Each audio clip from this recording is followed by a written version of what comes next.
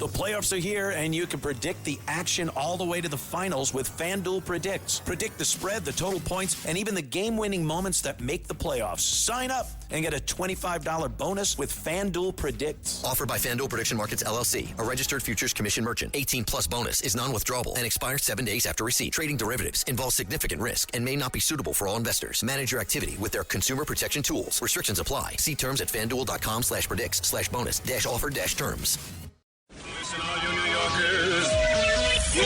Taxi! Okay, we're looking around. This is the 77 WABC minicast.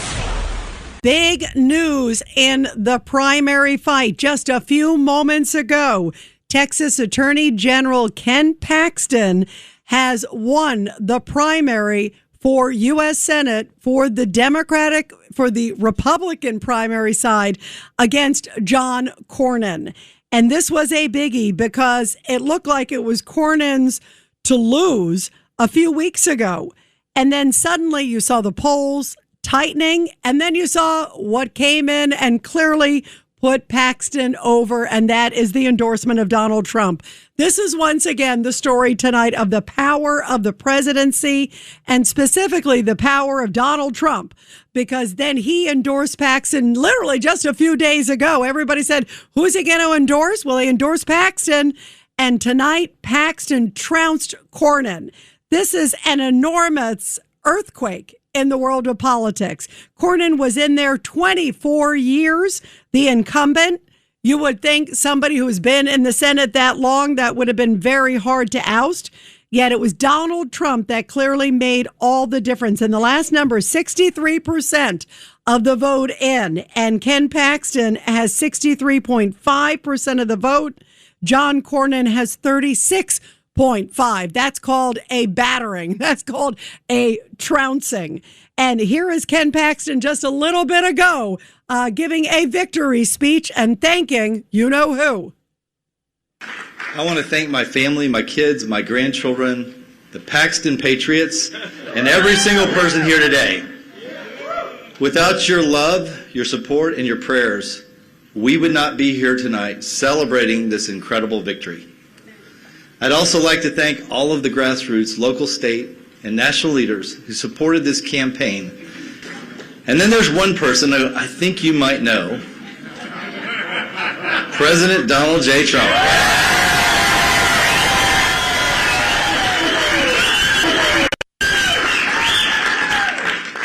When everyone in Washington told him to abandon me and abandon the people of Texas, he didn't listen. Instead, he gave his complete and total endorsement. President Trump is the leader of our party, and his endorsement in this is the most powerful force in politics. And I'm honored to have his support, and I look forward to working with him in the Senate to deliver for Texas.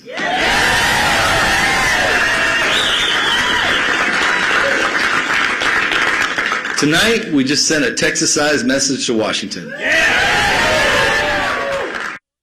And Paxton had a Texas-size win. Literally almost 2-1, Ken Paxton. And in the last count that I was looking at, you guys, you know, there are a lot of counties in Texas. And there are only 4 that potentially Cornyn could win. And the other 99.999% of the counties went to Ken Paxton. This was a trouncing, and clearly President Trump was the factor. President Trump before tonight, because we were all together during the primary last week. Remember, he was 37-0. That was his track record, a 100% track record. It's still 100%. Now it's 38-0. And this was probably the mother lode of what he took in tonight, because the fact that he could turn the dynamics of this race around, and suddenly Ken Paxton, who maybe would not have won had he didn't have Trump's endorsement, because it looked like it was unclear who he was going to endorse. That clearly made all the difference. And Ken Paxton has been a loyal MAGA guy. He's been a loyal supporter of President Trump. He spoke out on January 6th. He has continued to always be a supporter of President Trump. He's got a bit of baggage, and the Democrats are already highlighting that tonight. There is no doubt about it. The Democrats are already coming out and saying, bring this on, because this is probably going to be one of the nastiest races and probably one of the most expensive races. It already was expensive between Cornyn and Paxton, but now that it's going to be Paxton versus James Tallarico, oh boy, the pundits are going to go crazy between now and November. On the Democratic side, Tallarico's already putting out statements saying, I can't wait to run against Paxton. And then on the Republican side, they're saying, bring it on. James Tallarico thanking Cornyn for the race and saying he can't wait to go up against Paxton with the baggage that he has. He's bringing up the fact that he was impeached, indicted, claims of infidelity. And then you got wacky Tallarico on the other end. And boy, is there a lot of baggage with him. We're going to get to that in a moment. But first, here is Ken Paxton, who immediately went after the woke agenda and said if he becomes Senator Ken Paxton, he will take on Washington. He'll take on the woke system in the judiciary. And boy, he said there's a lot of it. Take a listen to that. And in the Senate, I will never back down from taking on the woke mob. I've also seen firsthand how bad judges can destroy our freedom and force a liberal agenda on Texas. Yes. That's why I will be dedicated to confirming judges who will uphold and defend the Constitution.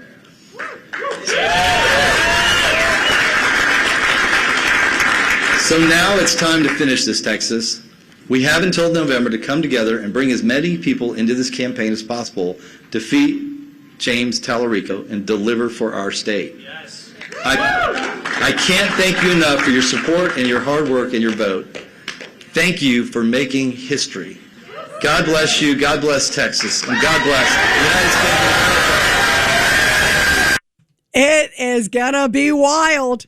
And already President Trump, needless to say, gleeful, and he should be tonight. It was the Trump factor that made all the difference. Anybody out there that says, Trump's in trouble, Trump's this, Trump is totally the X factor that pushed Ken Paxton over the line. Trump is clearly the ruler of the GOP, and Trump is the one who's going to make all the difference, especially as it heads to the midterms. And President Trump said he's going to campaign. Remember, Susie Wiles came out, his chief of staff, a few months ago and said he's going to campaign like it's 2024. And we have to clone President Trump for the Republican side to get out there because he truly is what is making the difference. If somebody had said a couple weeks ago that Ken Paxton would be beating Cornyn, who's been there for so many terms, 4 terms, still very much beloved in the state of Texas, you would have said you need your head examined. But yet tonight, it was totally Trump in the last minute, sort of 11th hour endorsement that pushed Ken Paxton clearly over the line. I firmly believe he would not have won if it was not for Trump's endorsement.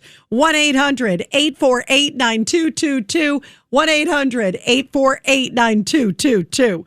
And here's already an ad that Ken Paxton put out in the last 24 hours. There's going to be a lot. This is going to be one of the wildest races for sure between now and November because the Democrats, as I mentioned, they're going to sling a lot of mud at Ken Paxton. They're going to want to try to topple. Can you imagine if they could somehow turn Texas blue? I don't think they can do it. And they got this loony kazoonie on the other side in terms of James Tallarico. This is the 6-gender James Tallarico. And here is the ad that I think was one of the most effective ads.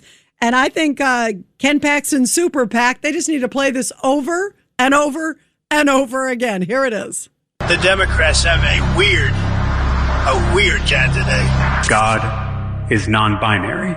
There are many more than 2 biological sexes. In fact, there are 6. It is now existential that we try to reduce our meat consumption. The American flag is such a complicated symbol for most of us. Prophetic voices like Jesus have helped me reckon with my own whiteness, my own masculinity. Our southern border should be like our front porch.